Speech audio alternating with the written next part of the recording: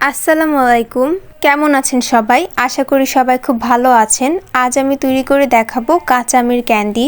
এখন যেহেতু আমের সময়, বাজারে প্রচুর কাঁচা আম পাওয়া যায়, তাই আমি কাঁচা আম দিয়ে তৈরি করেছি কাঁচা আমের ক্যান্ডি, যেটা বড় ছোট সবাই খুব পছন্দ করে। এই কাঁচা আমের ক্যান্ডি বানিয়ে আপনি 1 বছর পর্যন্ত সংরক্ষণ করতে পারবেন। এই রেসিপিতে বানানো কাঁচা আমের ক্যান্ডি এতটাই মজার হয়, আমার বাসার সবাই বানানোর সাথে সাথেই খেয়ে শেষ করে ফেলেছে। তো চলুন রেসিপি শুরু করি। বিসমিল্লাহ। আমি এখানে যতটুকু আমের ক্যান্ডি বানাবো ততটুকু আম নিয়ে নিয়েছি। আপনারা যতটুকু বানাবেন ঠিক ততটুকু পরিমাণ আম নিয়ে নেবেন।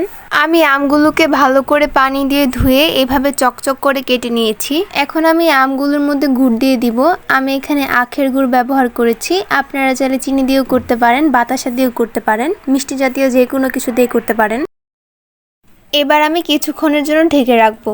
কিছুক্ষণ পর ফিরে এসেছি, দেখতে পাচ্ছেন আমগুলো থেকে গুড়ের পানি ঝরে গিয়েছে। এবার আমি এই গুড় সহ আমটাকে একটা প্যানের ভিতর দিয়ে দিচ্ছি। একদম মাঝারি আঁচে জাল দিতে থাকবো। এই গুড়ের মধ্যে আমগুলোকে ভালো করে ফুটিয়ে নিব। ভালো করে জাল দিয়ে আমি ফুটিয়ে নিয়েছি। আমগুলো এরকম সিদ্ধ হয়ে গিয়েছে। দেখুন আমগুলো গুড়ের মধ্যে ফুটে একদম স্বচ্ছ হয়ে গিয়েছে। এবার আমি আমগুলোকে তুলে একটা বড় থালার মধ্যে এভাবে ছাড় ছাড় করে শুকোতে দিব। আমি এই আমের ক্যান্ডিগুলোকে 2 দিনের জন্য শুকোতে দিয়েছিলাম। দেখতে পাচ্ছেন কত ভালো করে শুকিয়ে গিয়েছে। এবার আমি এই আমের ক্যান্ডিগুলোর উপর অল্প একটু চিনির গুঁড়া এভাবে ছড়িয়ে দিব। বেশি দেওয়ার দরকার নেই, 1-2 চা চামচ দিলেই হবে। চিনির গুঁড়োটা মিশানোর পর কিন্তু আমের ক্যান্ডিগুলো দেখতে আরো ভালো লাগছে। এই আমের ক্যান্ডিটা আপনারা 1 বছর পর্যন্ত সংরক্ষণ করতে পারবেন। অবশ্যই আমের ক্যান্ডিটা বানানোর পরে পরে শেষ হয়ে যায়, এটা খেতে এতটাই মজার হয়। এই ছিল আমার আজকের রেসিপি। আমার এই রেসিপি যদি আপনার ভালো লেগে থাকে তাহলে আমার ভিডিওতে লাইক, কমেন্ট এবং শেয়ার করে দিবেন।